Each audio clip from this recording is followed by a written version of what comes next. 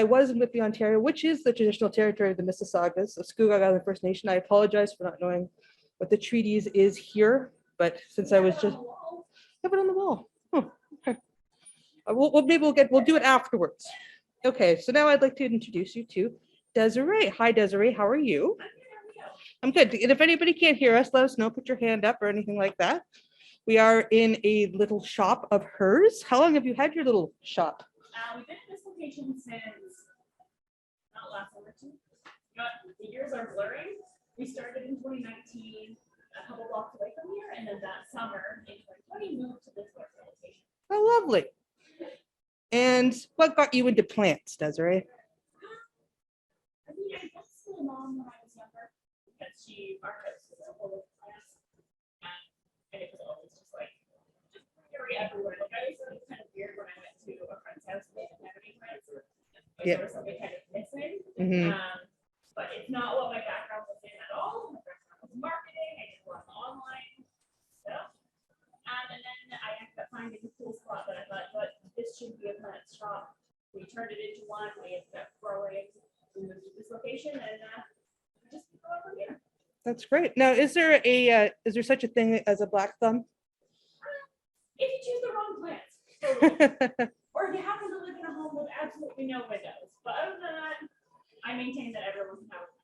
Okay. All right. Well, then we'll stay optimistic about these things. We do have a few questions from a couple of thumbs that are a little colorful. Yeah. So we'll get to those afterwards. But maybe you could introduce us to your friend Fern beside you. Oh, so he's not a fern. Oh, I see. My first mistake. I have a lot of people call him fern. This is actually a majesty palm. So this is a good one like for your porch. This is a good one to just let nature take care of all summer. And then you bring it in, you baby it a little bit in the winter time. But there's not as much humidity, obviously.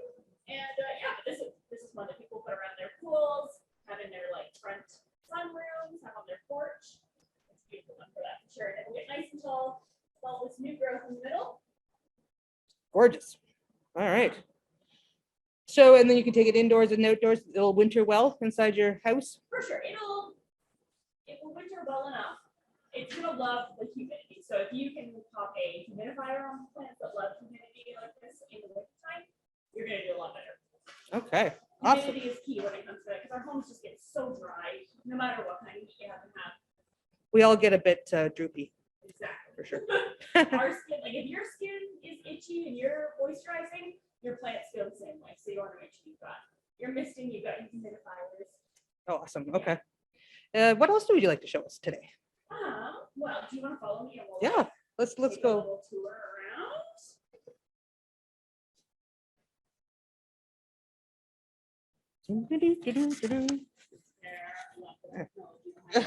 Yes, it's very high tech here. Okay. There's always something new here. This right here. We're gonna do that one first. Okay. Yeah, this is a monstera, which is a pretty common house plant now. A lot of people are gonna have this in their collection, or it often is one of the first ones.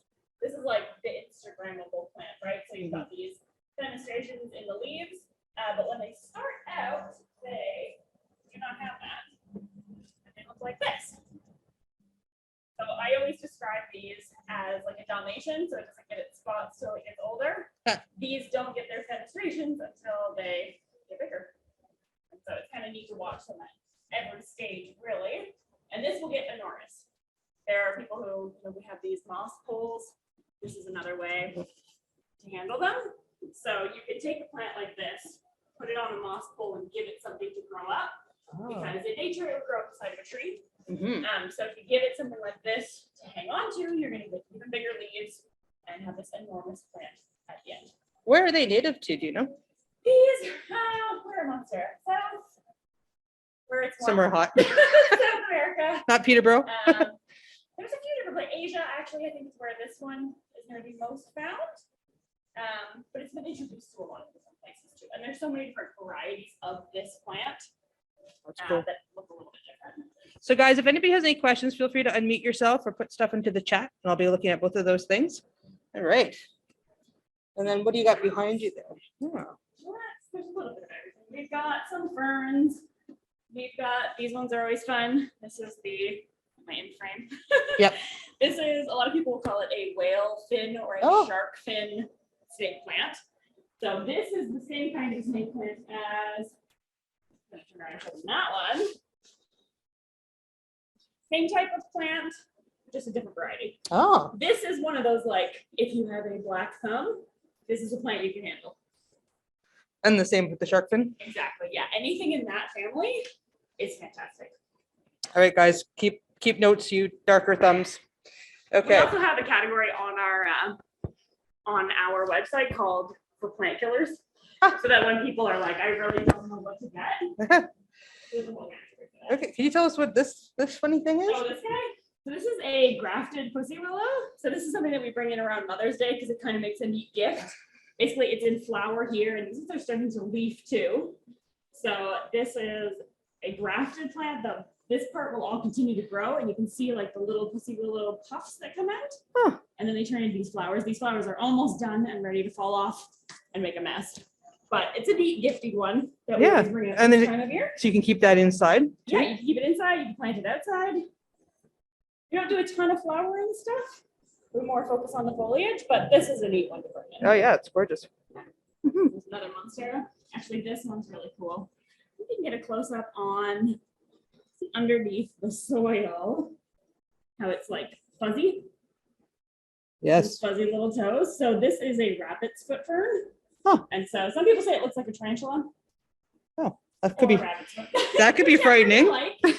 But those little fronds will grow like around the side of the palm too. And Oh, they just cool. look really neat. Okay.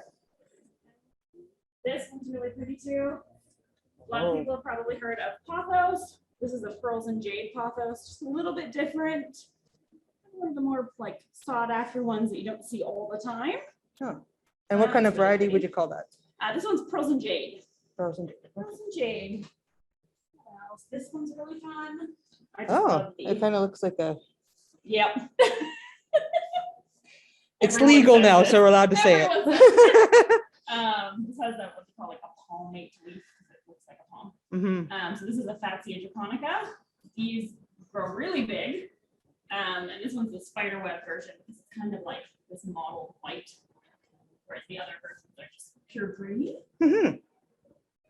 Gorgeous. We've always got different stuff. This, so I mentioned that monstera before. This is another plant in that family. Baby with ones. A different type of leaf. Will it still grow as big? Oh, that's nice. The vine. Yeah. Yeah. Was that a question? Oh, Do I just. do you have any Hoya plants? Oh yeah. Oh, Hoya? oh yeah. What are you doing? Here we go. We've got some of the Hoya tricolor, it's Carnosa.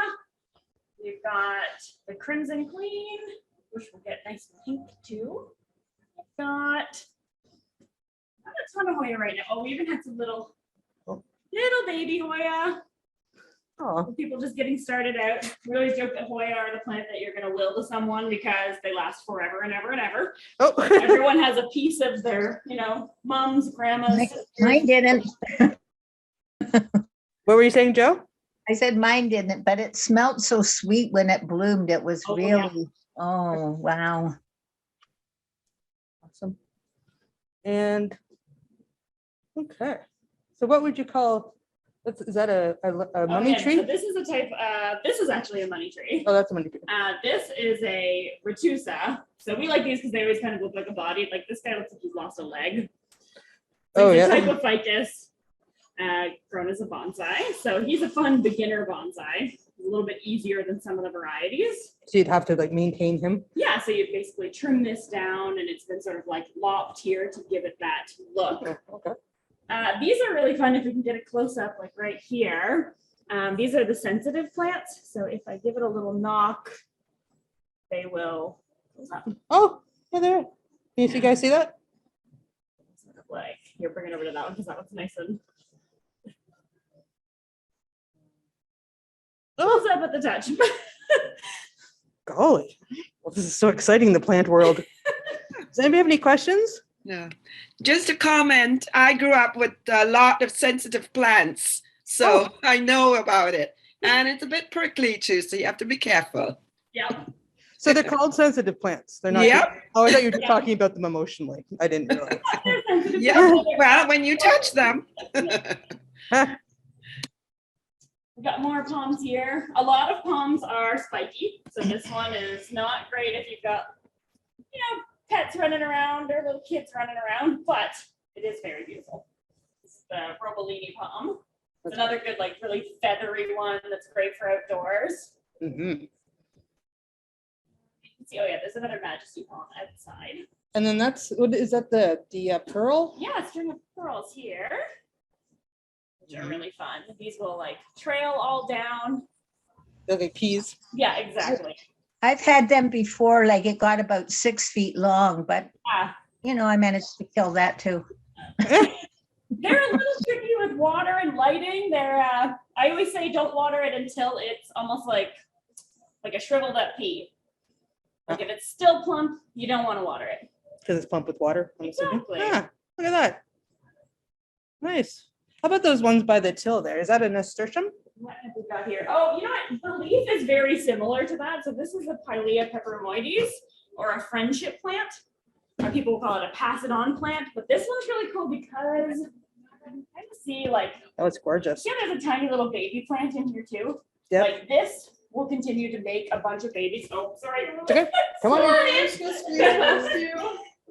This will make all kinds of little baby plants that you can pluck off, propagate very easily, and give to friends. They call it like a friendship plant because you can share all the little Oh, bits that's of it cool. Yeah, it's all over. beautiful. Usually they're not this enormous. Usually you get them tiny to start with. Oh, I see. A friend would give you a little one. I have one of those, but it's only small. And its baby came up and died. You have a lot of death stories here, Joe. Everyone does. Everyone does.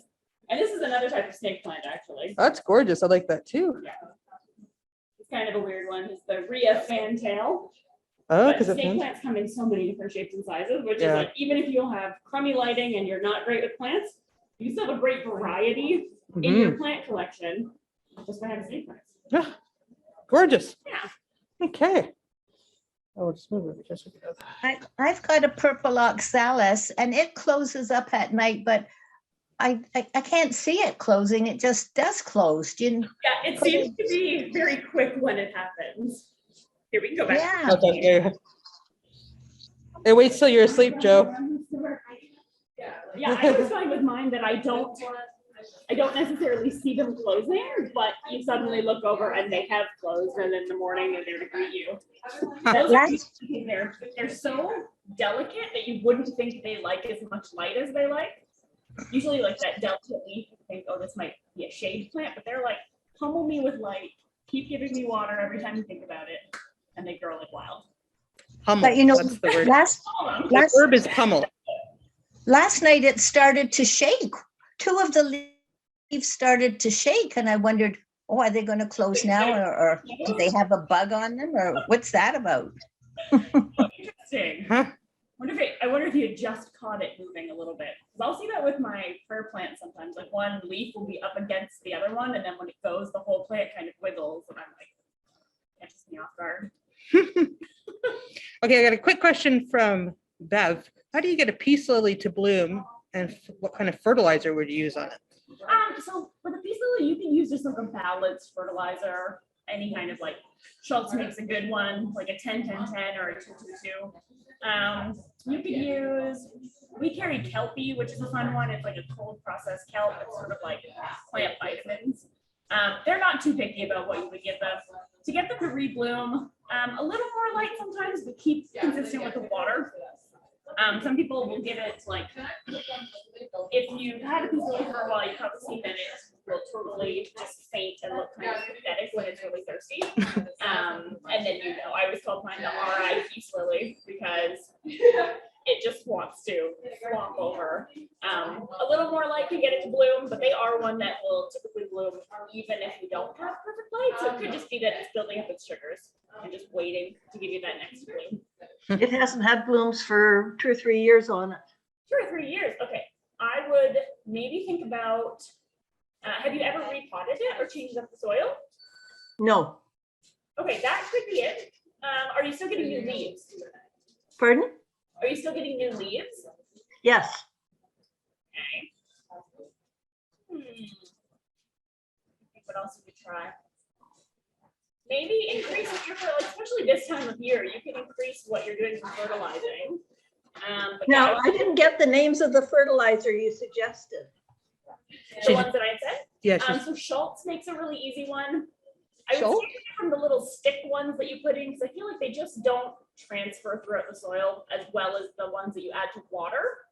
But Schultz makes a good just houseplant fertilizer. Or you can use something like, if you were gonna redo the soil, you could enhance it with like worm castings or some compost. What? worm Worm casting. castings. Yeah, we make our own soil here, so we do a mixture of cocoa core, worm castings, perlite, and the worm castings are what give it its nutrients.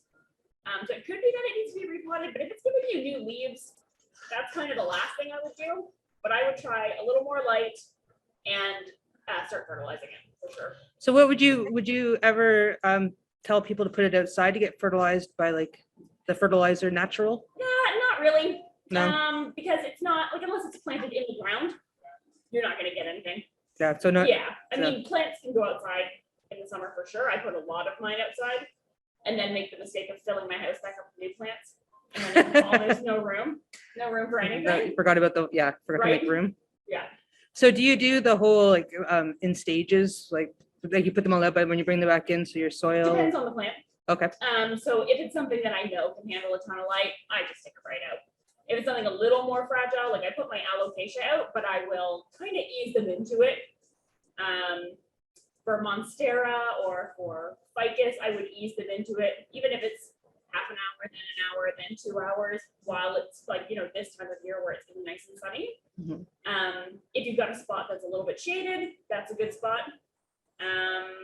Other than that, if you've got, snake plants or things that can handle the full light, I'm not bothered. They're pretty hardy. I'll stick them right out. Sink or swim. You're Sure, some people hardcore. are a little more casual. I'm like, out you go. Try it. handle You can try it. You can do it. Even my palms too. I'm like, you're desperate for light. Out you go. Yeah, and then, I mean that's how they were brought into this world Yeah. at one point, at some point. And so I have a Christmas cactus, which is maybe kind of a Thanksgiving cactus, Yep. but it didn't bloom for many years, and then I put it out last summer, Yeah. and then it bloomed this year. Is there a correlation between that? There's so many different ways to Okay. handle the Christmas or Easter or Thanksgiving cactus. They're all different varieties. But you'll see there's little differences in their leaf shape. So for those, there's a few different ways to handle it. Some people will have them out in the same place every single year, never move it, carry on, and it blooms for them several times a year, and there's no good explanation as to why. Some people will put it once it gets to, like kind of midwinter, if you've got it in your house. Some people will put it in a dark room for like a whole day, 2 days, just to really that's basically telling it it's like this dormancy period. So you're basically telling it, and they will do this in the greenhouse, that it's dark, now it's time to bloom, this is the time of year it is. For mine, I have left them in the same spot in my house every year, and they do tend to bloom, not always right at Christmas, but somewhere in the vicinity. Yeah, for those, honestly, I've used just a basic fertilizer with them too. They're kind of like in that jungle cactus variety. So some people will give them cactus fertilizer, but it's not quite the right type of thing for them. But they do need a period of being like a little bit colder and a period of being a little bit drier. Same with an orchid, the same sort of thing, where you don't want to keep watering it consistently because it will just doesn't want to bloom after that, because you're giving it everything it needs and it doesn't build up those sugars. Yeah, because my grandfather used to put the cactuses in the basement in the Yeah. summer or in the Yeah. winter. Yeah, So, you gotta give them that shock them. shot of darkness and be like, okay, it's time, let's do it. Seems a bit mean, Yeah, right? but it's just like, wow, okay. It's kind of a weird one. It seems counterintuitive. Yep. Okay, I'm gonna show you guys a picture. Joe sent this in. And here, I'll show it to you again. So this is like a Dracaena marginata. They're asking what's wrong. I think that they're referring to some of the browner tips or yellowing leaves. The yellow leaves at the bottom are not really a problem. What this plant is doing is, we call it caning up. So as it grows, and you can see it, I'm gonna grab one. So I'm bringing this down. Oh, wait. Here, I'm gonna stop. Oh, one sec. So you can see, here, Sarah. Yeah. Can you see this? So each of these like little lines here would have been a leaf. And as these leaves come off, you get this pane with the leaves at the top. So if a bottom leaf is turning yellow on your Dracaena, not really a big deal. That's just it doing its thing. Brown ticks on the end are common. If they're creeping up, it's probably humidity. For these guys, I like to water them when they're super dry, give it a really, really good soak. But I miss the tops of them like crazy. Miss them kind of all the time, increase that humidity, and your tips will stay a little bit greener and nicer instead of getting brown. Okay, Joe, did that answer your question?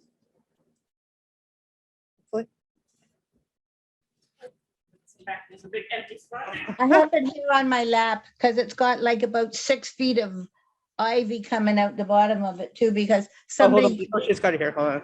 Okay. my Hold on. neighbor, Here you go. see, here it is here. Oh yeah. And here's all the ivy that's coming down. It's got about 6 feet of ivy because my former neighbor, she gave me this one Christmas and I don't really want it, but I mean, it keeps growing. Well, it likes you. But yeah, so because that's got other stuff in the bottom that is, I have a love and a hate for these mixed baskets because the ivy wants different things than the Dracaena. So it's tricky to like handle, you know, the ivy wants a lot more light than the Dracaena.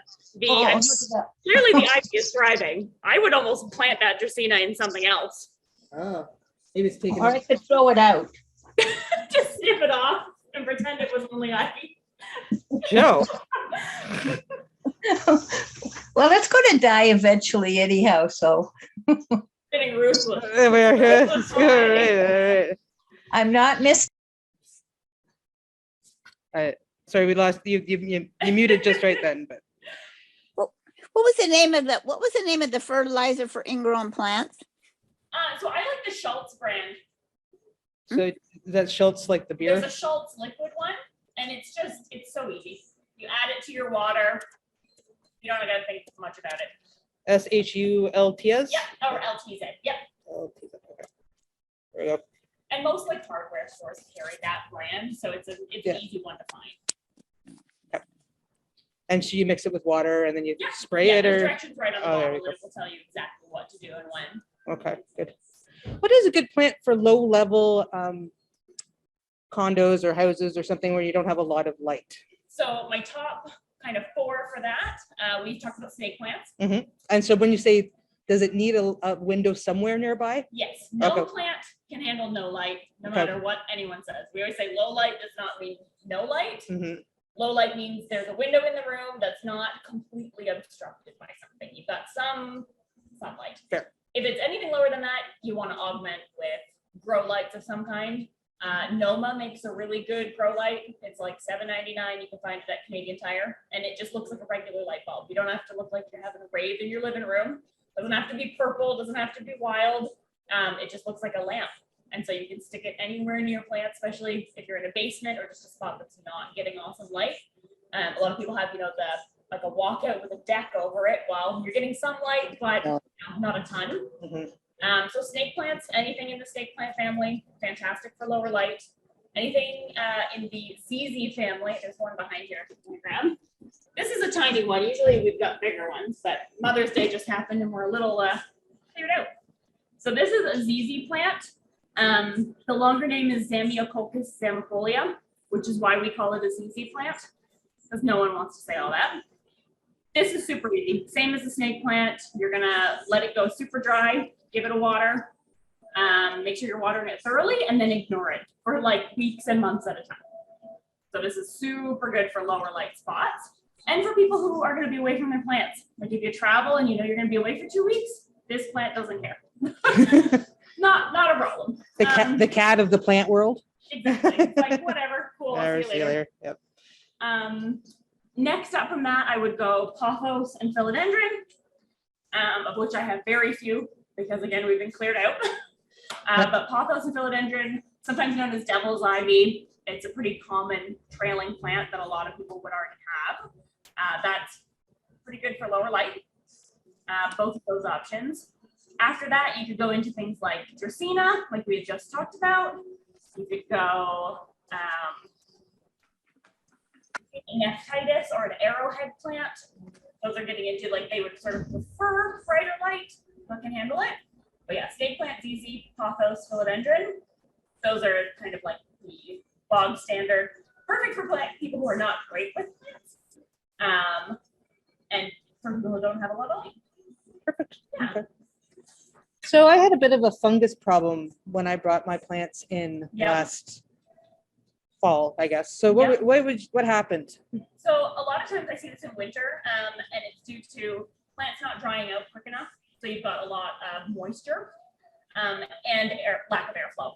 So adding a fan sometimes can take care of that right away. Also watering from the bottom can help, depending on the plant. If you start bottom watering them, then that top level of soil isn't staying moist. So that can be helpful. That can also help with fungus gnats. If you've got little fruit fly looking roots, they love that moist. They want to lay their eggs in the moist top inch or so of your plants. So if you can get rid of that problem, water from the bottom, and have good airflow, you're not going to see as many fungus gnats. Right. So I mean, it's going to happen. If you've got plants, at some point you're going to have some pests. Not a big deal. It's like having pets. Probably you're going to have fleas one day. It's just kind of part of the territory.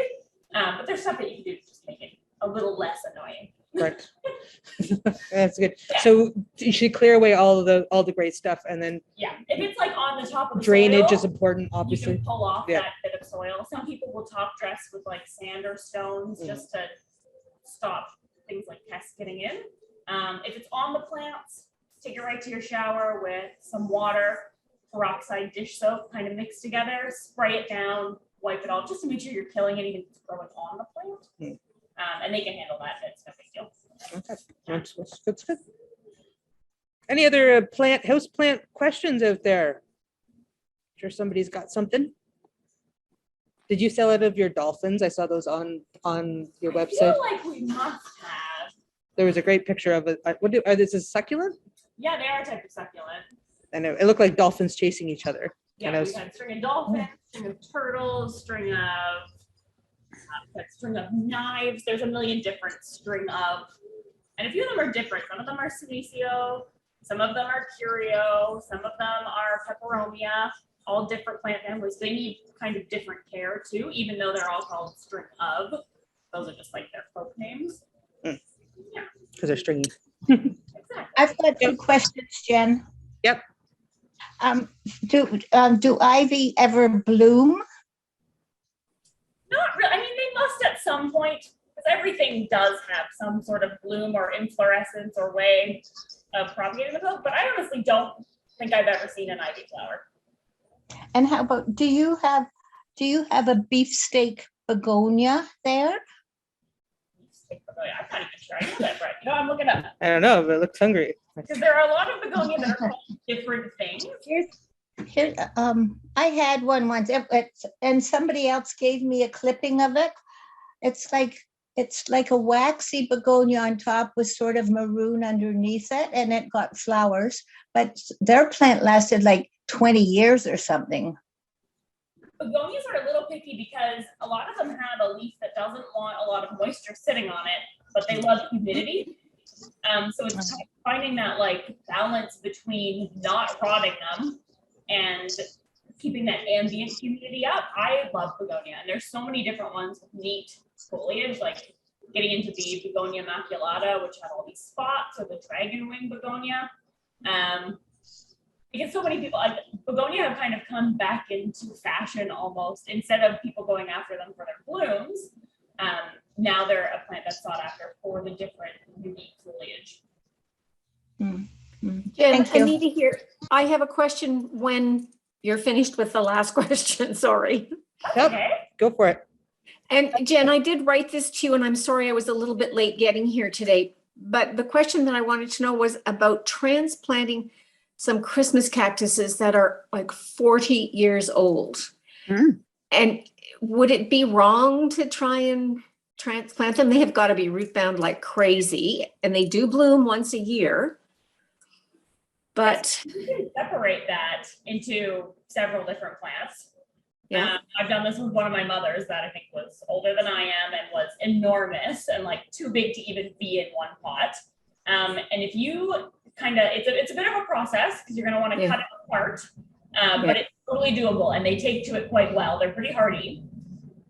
So what I would do is it in like a giant pot or is it smaller?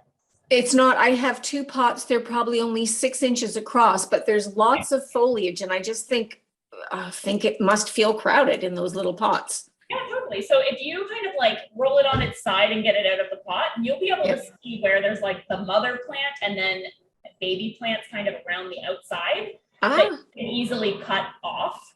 Okay. Make your own plants out of. Totally. Okay. And it's little Christmas gifts for everyone. exactly. That's right. Little Christmas gifts.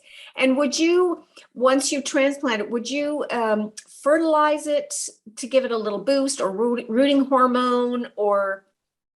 You can use rooting hormone when you're doing like a cutting of something. If you're transplanting something that's already got roots, you don't need to worry about that. Okay. I would pot it into fresh soil that likely has new nutrients anyway, so you don't need to fertilize right away. Okay. Just make sure your soil is really well draining. So you want something that's got like good organic material and either added perlite or something like that, just to make sure it can drain really well. Or just buy a good potting soil. Yeah, exactly. Yeah. Okay. Want something that's not going to stay too wet. Yeah. So if it's I like, put a few rocks in the bottom. you can do that too. But the I pot? would add some perlite even just to aerate the soil and make sure that it drains really fast. Okay, good. Thank you. Yeah, no problem. Anita, you had another question about tropical plants? So were you looking for a specific place for them or something? Oh, thanks. Yeah, types of tropical plants. I have a Dracaena and it's pretty good. It's pretty happy. But I have a cottage and so I'm home and away and like 2 weeks at a time. And sometimes I come home and I think it's quite vexed with me for not being there to give it a drink at, the time when it really wants it. Yeah. So I was wondering, just foliage plants, leafy, big plants that are happy with little care. So it's a little bit trickier because stuff like that is going to be thirstier. You could probably get away with a monstera if it was a big one. I was wondering about that. Okay. And what's big? When you say a big one? Because if you've got something in like a 10-inch pot or more, it's going to need longer in between waterings. Smaller are going to dry out a lot quicker. I would usually suggest for like a time period like that, snake plants and ZZ plants. But if you want something big and leafy, I would go with a big monstera or a big other type of philodendron, something that needs that time to dry out. Okay. All right. So just maybe go for a bigger potted. Okay. Thanks. Yeah. Okay. Thanks, Jen, for remembering that one. Hey, no problem. Yeah, I like those monster plants, I think they call them there. Yeah. Yeah. But you have to, it's a commitment of space. Yeah. I got, But I mean, you can always commit back to, but something with a lot more soil and a lot bigger pot. Also keeping it in a nursery pot that has the drainage inside a ceramic pot will slow down the drying out process. so if you bought like one of those pots, for example. Yeah, something like this versus something like this or a basket, this is gonna keep the moisture in longer. Whereas something like this, where it's gonna like dissipate through the sides, or if you have a basket, it's gonna dry out much quicker. I have plants in my house where it's like, one plant is sitting here, one is here, and they're in different types of baskets. And the one in ceramic will take way longer to dry out than the other one, just because of the material it's in. So those plants or those planters, for example. Yeah. So how do you make sure that your plant's gonna have drainage when you use those? So these are pot covers. There's kind of the difference. Oh, okay. Pot cover does not have drainage. Mhm. A pot has drainage. Mhm. So if we have something like, this is not the right size, but something that comes in a nursery pot is going to have drainage in the bottom. Yep. Then you would put it in, this is not quite the right size. I would put it in a pot cover. I wouldn't necessarily plant it in. That's another way. Okay. I mean, you can. However, there's other things you're going to want to do. Sometimes you can drill a hole. If I've had a pot where I'm like, I really want to plant in here, I'm like, get out the tile bit, get out the drill and drill a hole. But if not, you can it's so easy to rot your plants. I have a few at home that are for sure planted in something like this, and I just know that when I water them, I'm tilting it out afterwards. I'm making sure excess water is gone, and it's risky business, but it's doable. Right, because we all have those pretty pots that we want to use, and then we're like, Exactly. yeah, that's a good tip. Just don't plant them in there. Just Yeah. use them as decoration outside. Exactly, and then you can change it up too anytime you want. 'Cause we have a lot of people who want to plant right into here, and I'm like, it's doable, but it's just not going to dry out the way that most plants need that drying out period between them. But you can put stuff in there like styrofoam and rocks and stuff. Or is that really not That's enough? debatable too. Yeah. Because if you water above and the water is not sitting there, and then your roots grow into it, you're still running into the same problem as though the roots were sitting in soggy soil. Right. So again, it's one of those things that you can do, but you gotta kind of cover all your bases and make sure that when you're watering it, you're being very particular about it. Right. Any other questions coming up, guys? We have the brain trust here of tropical plants. Did we go through orchids? Again, I'm sorry I was late, but did you talk about orchids in the beginning? I've got a fairly large one that has so many of those little, I think they're roots, I don't know what they are, that grow out the top. Yep. And do I just leave them there? Is it something wrong with how the plant is potted? No, so do you know what the substrate is? Like, is it in sort of a moss or is it in bark? It's in bark. It's in bark. Okay, perfect. Yeah. So because orchids don't grow in dirt in nature, they grow epiphytically on the side of a tree. So I always think it's funny that we put them on sticks to stand straight up, because in nature it's on a tree, like hanging. And so we like things that are very like neat and orderly, and it would fall off the shelf, honestly, if you put it like that, because they're so top heavy. But often we find that orchids are kind of crammed into their packaging when you get them. So it is good if it's in bark, because they need that airflow around their roots. The roots that you're talking about are their aerial roots. So basically in nature, you're grabbing onto the tree to hang on. And that's what's sucking up any moisture and helping to hydrate the plant. For orchids, I'll sort of run through, here's my like pattern of care for them, is that when they're in bloom, continuing to water them. The roots will be like a pea green when they're hydrated, and they will slowly turn silver over time. Yep. When they get to that silver point and your substrate is quite dry, then I would give it a good soak. And I honestly like to just take a cup and fill it with like lukewarm water and stick my orchid right in it, let it totally hydrate, then put it back wherever it happens to be living in my house. Yep. Once the blooms are gone, some people will cut the spike back, some people will just leave it. If that spike is done and is not going to rebloom, it's going to fall off anyway, so that's not a big deal. I tend to just cut mine back, because then the plant's not trying to feed that stick either. Yeah. But after it blooms, you have to sort of put it up on a shelf, put it somewhere that's not as much light, a little bit cooler, and don't regularly water it like you did when it was blooming. Because if not, you're going to feed those leaves, and you're going to get beautiful leaves, but it's not going to want to flower again because it can't build its sugars back up. So give it like a few months where you're watering it far less frequently, let it dry, let it be out of the sun, and sort of have this dormant period. And then the following season, like it can take up to a year for it to rebloom, but so many people give up on their orchids. They're like, it's not blooming, see you later. But it needs that time to build its sugars back up, basically. Okay, that's great. Thanks. No problem. I'm watering it too often now that it has no blooms on it. So that's a great tip. And no ice cubes. There's so No, much controversy about orchids and ice cubes. I have heard no, those. who invented that? Right? There's literally like an orchid company called Just Add Ice. And I get that it's like a simple, brainless thing to do, but what ice is falling on the orchids in nature? Come on. Rarely are there ice Poor in thing. swamps. Yeah, Right. that's a good point. Okay, thank you for that. No So your problem. takeaway, no ice cubes. Yeah. Go ahead. You got a question? Yes, my question is about anthurium. I have quite a few. This one is pretty big, Hold on a second. but how Can you show it? Can you show it the camera again? Oh, beautiful. Yeah, but it has two blossoms. This one is almost saying goodbye to me. Yep. But how to encourage blooming? You know what? Almost the same as an orchid. You're gonna want to, like, once those blooms die, I mean, thankfully they last a good long time. Once those blooms go, I cut them right back and then sort of slow down watering for a period of time. And depending on the lighting that it's getting, you may get new blooms within a few months. It may take a little longer. But I would give it a little bit more light, a little bit, just watch the soil. You don't need to water it quite as much as when it's in bloom, I have found.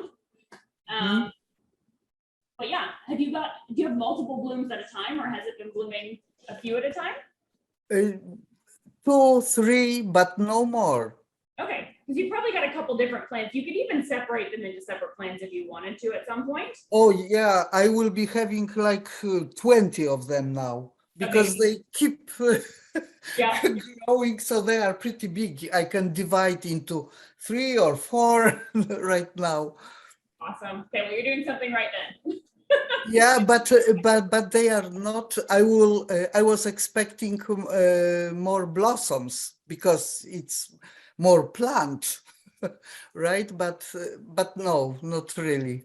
I mean, it takes a lot of energy for the plants to bloom. So if you've got a few in there and they're all giving you one, that's pretty good. Maybe they are getting older and tired. I know something about this. And quickly another question: taking plants outside and then in. I am afraid of, bringing something, because I ruin many plants because one sick oleander, but it was big, beautiful. So I was moving it back and forth. Yeah. And at some point, my furniture was sticky, my plants die on me. So I keep separated in my garage for winter. Yeah. Somehow it survives. So this one is, but I am not eager to move other plants outside. Yeah. So when I take plants outside, I tend to leave them out for the season instead of bringing them in and out.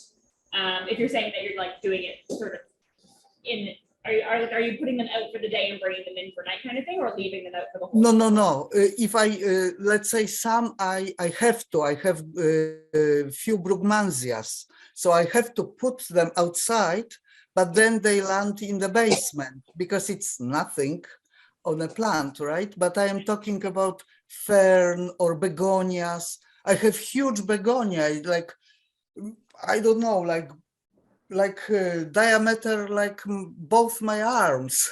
So it takes quite a space at home. So the sticky part is probably aphids, or I know.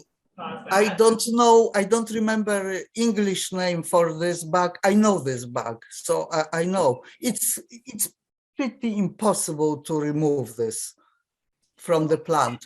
Is because it's usually that when plants are stressed, they attract bugs. When they're outside, I kind of, I let nature go at it. Because usually if you've got some bug, something else is going to come and eat it.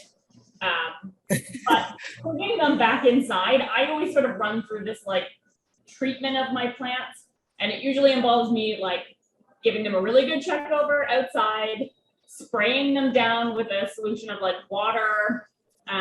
We carry this spray that basically has water, neem oil, essential oils. It's going to kill anything that's on the plant.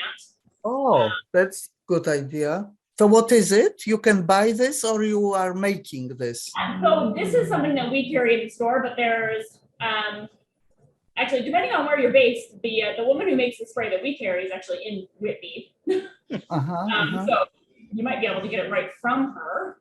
And I can always give you guys the links or something so that you can find it. But it's basically a neem oil spray. Neem oil is a fantastic natural insecticide. And so you can spray your plants with that throughout the year just to ward off pests. And then if you find yourself with pests, you can also use that to get rid of them. Oh. So that's one that we really like. And it's not as harsh as, chemical insecticides that are going to end up killing your plant too. So it's a bit of like a process, but when we're getting closer and closer to fall at the end of summer, where I'm thinking about bringing things back in, each plant gets like the militant check. I'm like, what, are you carrying anything weird? Are you gonna bring anything into my house? Checking for spider mites, checking for aphids, checking for anything else that might be hanging out. And then I bring them into my shower and give them like a really good rinse off and make Okay. sure that nothing's come in. And then over the next few weeks as they're in the house, just keeping an eye out and making sure that, because when they're coming in from that like beautiful humidity outside, and then they come back into your house, even though they spent the last year there, they're probably stressed again because you've moved them to a new environment with less humidity. And so they have a bit of a hissy fit about it. So just keeping an eye on them, even putting a humidifier on them to sort of like ease them in, can help. And yeah, just being diligent, checking under every leaf, check at all the like little petioles, like all the little crooks and nooks and crannies where everything's gonna stick. And yeah, just being really diligent about checking over your plants, because even one bug can cause, a real problem in your house. Mhm. Thank you so much. No Yeah, problem. that's a good question. Do you have any tips about Japanese beetles? They always attack my roses. Oh, yeah. Honestly, outdoor stuff. Because I did have some essential oil that I was using and it seemed they didn't like it at all. So I don't know. It's peppermint oil, I think. But anyway, it's okay. I would. Things cause They're just so so ugly. much problem outside, but Yeah. outdoor gardening is still not my Okay, forte. it's okay. Sorry, I didn't mean to put you on I the. tried, but no, I leave that to Dawn, my mother-in-law there, who's behind you, and to my own mother, who are very good at the outdoor gardening. Nice. That's where my black thumb kicks in. Did you have any thoughts on Japanese beetles? Been too long for me. She worked in nurseries for years and was Yeah. a tree expert. Unfortunately, 20 years ago. No, just a few, just a couple. Hmm. All right. Any other questions, guys? Hello. Anybody? Overwhelmed them with plants. Exactly. It's a lot of plant, lots of foliage questions. What was your biggest seller for Mother's Day? Oh, what? Trying to look around to see what was on. Lots of big stuff. Yeah.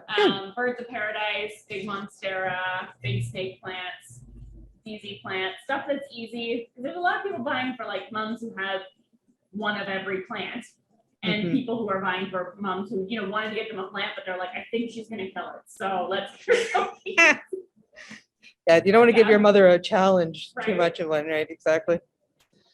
And is there any sort of new trends in house plants that we would know about? I've seen a lot more people talking about mounting ferns. We've actually started doing this, like doing a staghorn fern mounted on a piece of wood and hanging on the wall, and different types of ferns like that. We're gonna host a workshop to show people that. Oh, that sounds cool. Just 'cause it's kind of fun. Mm-hmm. What else? So instead of animals, we're doing plant mounts. That seems very much more humane. Well, I think we're gonna do. We call the staghorns. We call them vegan antlers because they look like antlers. I think we're also seeing a lot of people getting into propagation, and we're going to do some plant swaps too, because we've missed out on that with COVID, not being able to do group activities. Mhm. So we've got a nice area out back behind the store. So I think we're going to host some plant swaps and teach people how to propagate and things like that. Cool. Like, I really believe that plants can be for anyone. So at whatever level you can get into them, there's something for you. Yeah, maybe start with the ones that are, as she's mentioned, that were a little easier, and then to get, once you have your confidence up. Yeah. Uh, One of the easy ones, like a pothos or philodendron, there's hundreds of kinds of them. So even if you're in like, I only have pothos, you can still have a huge variety in what your collection looks like, and know that they're all easy and they can all get watered around the same time. it's a good, yeah, to have them all that you have the same watering Yeah. timing is Or always at least they crucial. give you the same signs, right? You're like, well, that's floppy, it needs water. Exactly. Not all plants will tell you. Some plants go from I'm fine to you should have known and now I'm dead. Yeah. I have a fig tree that I literally moved 3 feet, and it Yeah. all the leaves No. left, and it hates me now. It was so happy. Oh yeah, ficus hate to move. Yeah, They apparently. are particular. Yeah. So I don't know. Should I cut it down if it looks like it might be? I've got 2 leaves left. It had like 40. Yeah. Are the leaves near the top that are left? Yeah. Well, the Put middle. it out- put They're in it the middle. outside for the summer. All right. So that's what I was gonna do. If it survives, then it's meant to be. Yeah. Awesome. Lori's asking about vegetables, but that might be out of your. She's asking about when she put them from seed into them outside. Oh, yeah, That's out, kind of out of my wheelhouse. I'm sorry. yeah. She's indoor questions, but we will. That's do okay. We're gonna have a master Thank you. gardener on, but probably later in the season, so she can answer more of your outdoor questions. I'm always in awe of watching people. I have so many like farmers and gardeners and flower farmers who I follow on Instagram, and I'm in awe of like watching them bring these fields to life and all these greenhouses. Mhm. And I'm like, my monster has a new leaf. That's what I do. Hey, I have also an elephant ear plant. Yeah. What is that called in real life? Alocasia or colocasia, Yeah. or be one of those varieties. It's also it's big, Yeah. but it is very happy. It likes the sun, and then one leaf falls, another one comes up. So Try putting it outside for the summer. I stick mine right outside. okay, And they get really big and strong and will tend to get a lot more leaves that stay. And then in the winter, it's very trade one, lose one okay. kind of thing. I'm a little afraid of it getting much bigger. I mean, Okay, I don't then know. don't put it outside. It's like I don't have unlimited window space. That frightens me. I'll be waking up with it in the bed with me. Oh yeah, my office at home is like a cramped jungle of all the plants that I could possibly fit in. The window space is prime real estate. Exactly. Okay, guys. Does anybody else have any questions? Yeah, I have another one, Jen. Yep. I had that one string of peas plant that got really long, and then when something happened to it, then I bought a small one, and it seems to me it got something white and sticky on it. Like, could that have been saved, or what was that? It was like, I think it was furry and white and sticky. So it could be mealybugs. They kind of leave like almost a dusty white stuff behind. Mhm. Could be that. Could be spider mites if it looks almost like a webbing. No. It's more like a sticky white. I mean, it could even be a fungus if you're not seeing like an actual bug. Give it a really good clean with like water and peroxide, a little dish soap. I know it's hard, Oh. like small, but you can even use like a toothbrush. It sounds hilarious, but like a toothbrush to sort of like scrub the little piece. It's a little bit of a nuisance, but it can help to get in all the little crannies. Is that Maybe fungus mold bad for you in your I house? just tossed it. Joe, I don't know why you have all these dead plants. I'm not sure. I mean, a lot of it is trial and error. Yeah. I will happily admit that I kill my share of houseplants because I'm trying different things with them. Like, I experiment with everything we bring in here. I'm like, how low light can you handle? How direct light can you handle? So that I can have these stories to share with people too. I did have a Norfolk pine that lasted about 30 years. So I'm not a complete failure. That's fantastic. I love those. If anyone doesn't know, a Norfolk pine is a pine that's not actually a pine, it's tropical. So you treat it like a tropical plant, but they make a fantastic like substitute Christmas tree. And we carry them in here every year. Nice. And you can Yeah, keep they're them all year beautiful. round. Good. They're kind of soft, like the needles are not as sharp as like a real pine tree. Cool. All right. Well, unless anybody has any more questions or wants to see any other plants, we'll be signing off here in Plant Goals. If you want to come and visit Désirée, they're on Water Street here in Peterborough. All these guys are all pretty much all across Ontario. Awesome. So if anybody wants to, Well, if Come you're by looking for too. any plant care tips, if you go to plantgoals.ca, on every single product page, there's a little bit of a guide on how to care for that plant. So even if you're not coming to see us and you're looking for some tips, you can head over there too. yeah, and that's in the daily email if you want to click on her website to see that. Okay, This was really great. Thank you both so much. I Yeah, enjoyed it. thank you Thank guys. Okay, go out and enjoy the day. Take your plants out, apparently. Yeah. Have a nice out. I'm not sure about cost, but so don't, yeah. Anyway, use your own discretion. Thanks, everybody. Bye. Bye. Thank you.